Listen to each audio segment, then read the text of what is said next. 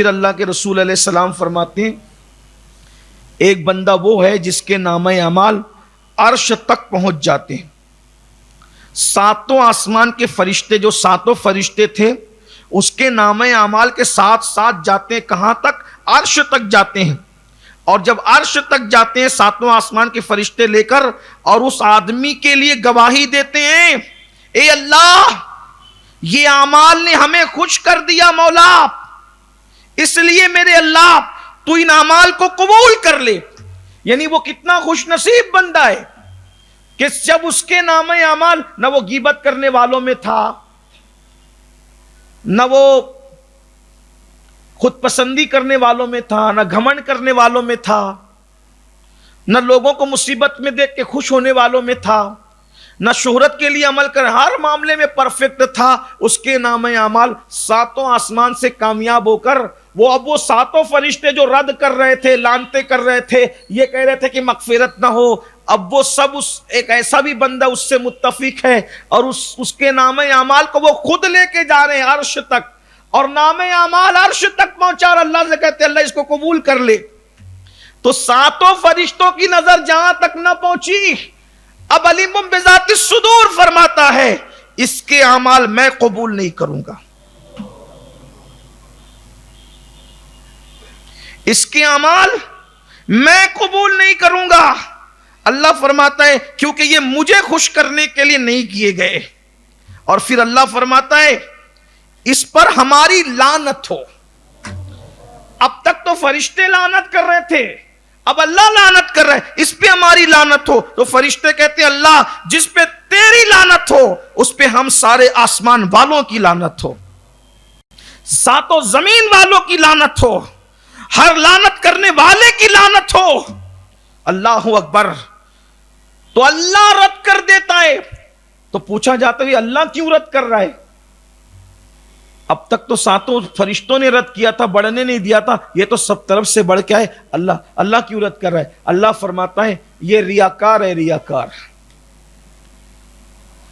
یہ میرے لیے عمل نہیں کرتا، یہ دکھاوے کے لیے کرتا ہے. مسجد میں نماز پڑھتا ہے تو انداز بدل جاتا ہے، لوگوں کے درمیان بیٹھتا ہے تو انداز بدل جاتا ہے، تنہائی میں پڑھتا ہے تو انداز بدل جاتا ہے، لوگوں کے سامنے کھائے گا تو الگ انداز سے، اکیلے میں کھائے گا تو الگ انداز، لوگوں کے سامنے بیٹھے گا ایسی خوبصورت سریلی آواز بنا بنا کر جچے تلے الفاظ میں باتیں کرے گا، اور جب اکیلا ہوگا تو بیوی کو ماں بہن کی نکالے گا. تو یہ ریاکاری تو ہے نا، دکھاوا کرتا ہے. اللہ لعنت کر رہا ہے. کیا تماشا بنا رکھا ہے لوگوں نے.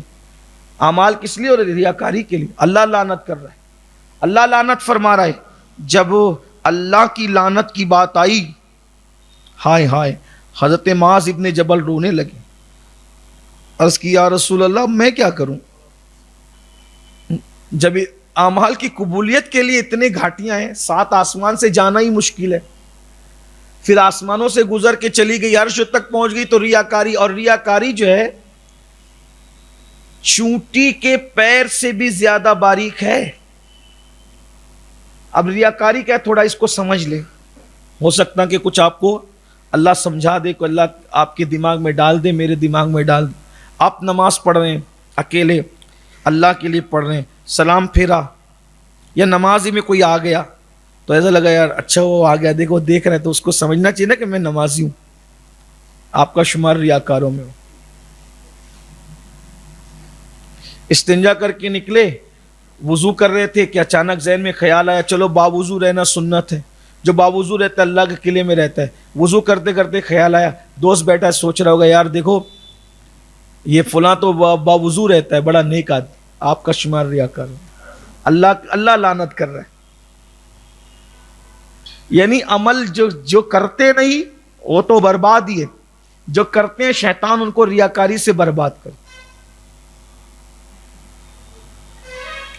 گھر میں بیٹھیں گے تو گانے سنیں گے، غزلیں سنیں گے، اور لوگوں کے درمیان بیٹھیں گے تو ہاتھ میں تسبیح لے کے بیٹھ جائیں گے تاکہ لوگوں کو پتہ چلے کہ ہم کچھ ہیں.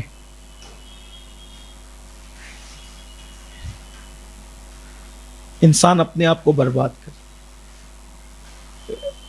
اور اعمال کی وجہ سے فرشتوں نے لعنت کی، ریاکاری کی وجہ سے اللہ نے لعنت. اسی لیے مولا کائنات فرماتے ہیں لوگ عمل میں محنت کرتے ہیں، میں قبولیت کے لیے محنت. تھوڑا ہو مگر اللہ کے لیے تھوڑا ہو. تب معاذ ابن جبل نے یہ 8 باتیں سنی تو رو پڑے. میں بات ختم کرنے لگا ہوں. کہتے ہیں یا رسول اللہ میں کیا کروں, یہ گھاٹی اتنی اس قدر یہ گھاٹی مشکل ہے, اب میں کیا کروں. اب اللہ کے رسول جو ہے طریقہ بتا رہے ہیں. فرماتے ہیں معاذ تم اپنے نبی کی اقتدا کرو, یعنی تم اپنے نبی کی اقتدا کرو. اس کا مطلب میں آپ کو بالکل کھلے طور پہ واضح بتا دوں, آئیڈیل نبی کو بناؤ, حضور کو بناؤ, حضور کی زندگی پڑھو, حضور کی سیرت پڑھو, حضور کو آئیڈیل بناؤ تاکہ آپ ان ساری چیزوں سے نکلو.